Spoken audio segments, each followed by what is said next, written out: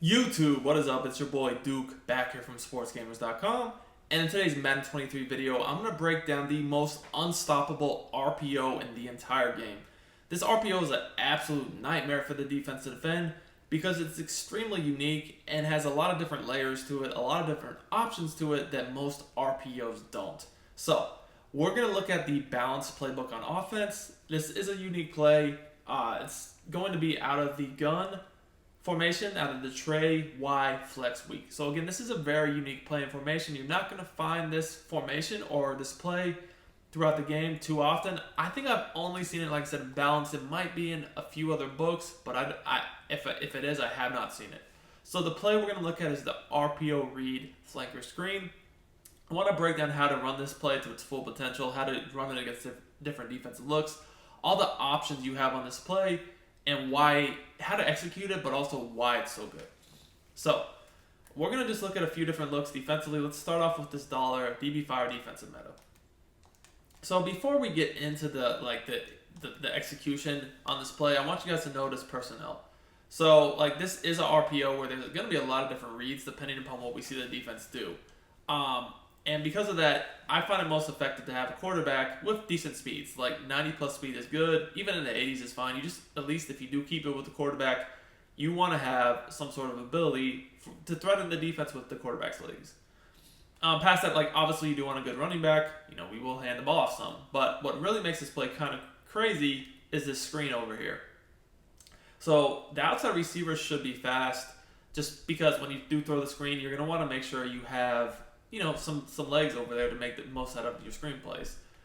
These two receivers on the inside, I like guys with blocking, honestly. So, if you play in a mode of MUT or franchise where you have abilities, putting, man guard or honorary linemen on them could be nice. Like, I have Vanguard on Gronk, because they'll get really good impact when blocks against DBs, which is, most of the guys who have to block on the perimeter will be DBs, so it's really effective that way. Now, guys, I want to break down how to execute this play.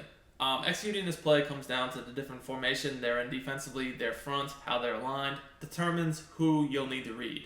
The easiest way to determine that is honestly to pull up your play art screen.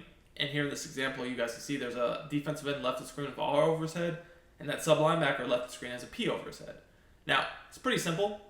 The first read is the R. The R is essentially determining if you're going to hand the ball off or keep it with the quarterback. Now, on this play, there's much more to it than that, but that is still the first read.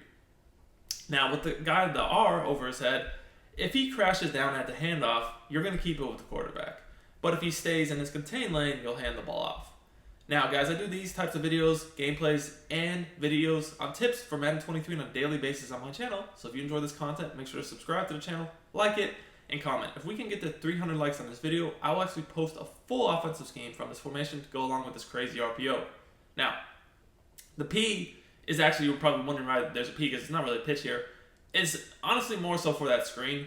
That defender might shoot out towards the screen. He might shoot in at the run. So that's kind of what that is. But let's just get into it now. So this time, that guy crashes down. We keep it with the quarterback. Now, that's exactly what makes this play so glitchy, is what you just saw right there. Most RPOs do not have this third option. It's basically hand the ball off, keep it with the quarterback, right? This is the third option. So, we first of all, we see that defensive end on the left of the screen, he crashed down, right? He crashed down at the handoff. So we don't want to hand the ball off there. It wouldn't be a good idea. So we're going to keep it with the quarterback. Now, keeping it with the quarterback, this is the next read. What is going on the perimeter here? As you guys can see, these defenders, they're playing me, right? They are playing me. They're kind of ignoring the receiver screen. So I run at them. They come at me. And while I'm still behind the line of scrimmage at the last second, I throw the screen. Now, when you throw the screen, you guys see, fast receiver here, this could be a crib shot. This is why I did say you want good receivers blocking-wise here, because if they have abilities, they can get pancakes every time, which then will make it easier to get big plays. I didn't even need good blocking here because I was just out.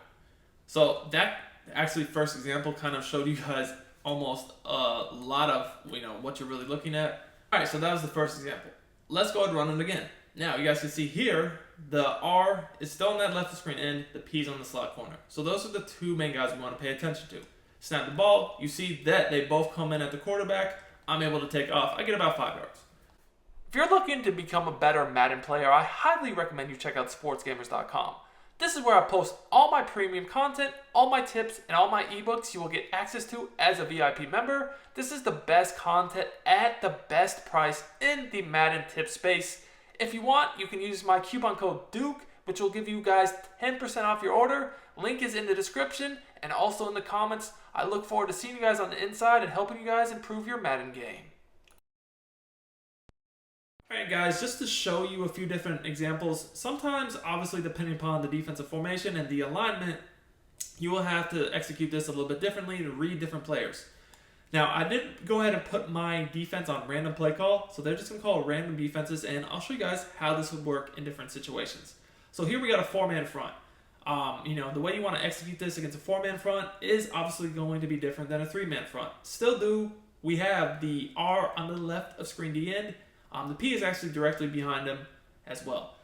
So, anytime I see the R on the left of screen D end, that is my first read. So we're going to go ahead, snap the ball. Again, they basically play the running back. I take off with the quarterback. You can get those 10-yard runs with the quarterback. That's great. Although there will be times where, as you come to the line of scrimmage, as you saw in the first example, you see that they attack you. And when they do that, you can throw the screen. So like here, they kind of didn't play me. So I was just able to take off and get like 10 to 12 yards. But if they crashed in on me once I started to take off, that's why I kind of hugged the line of scrimmage, so I could throw that screen pass at the last second once I see that they have sucked in and committed to playing me. Now here's a little bit more of a unique situation with a 3 deep look here. They stayed at home with the R, and I was able to hand the ball off and get big yardage. Now I will tell you guys that most people will not play 3 deep, but again, I did just put it on random so you can see a lot of different examples. But the key here is looking at how that defensive end reacts. That's what I mean by staying at home. He basically takes 1 or 2 steps forward and just kind of stays at home waiting for me, and that's why I handed the ball off. If he continued to crash down like he did the play before, that's when you keep it. Again, would recommend using ball carrier conservative so you prevent fumbles with the quarterback. Alright guys, so here we have the R on the left screen end and the P on that slot corner. So once again, you guys need to make sure you read it after you snap the ball and not assume, so you make the correct read. That time we stayed at home once again, we hand the ball off. Now we're back in the 3 deep situation, and this time they crash down.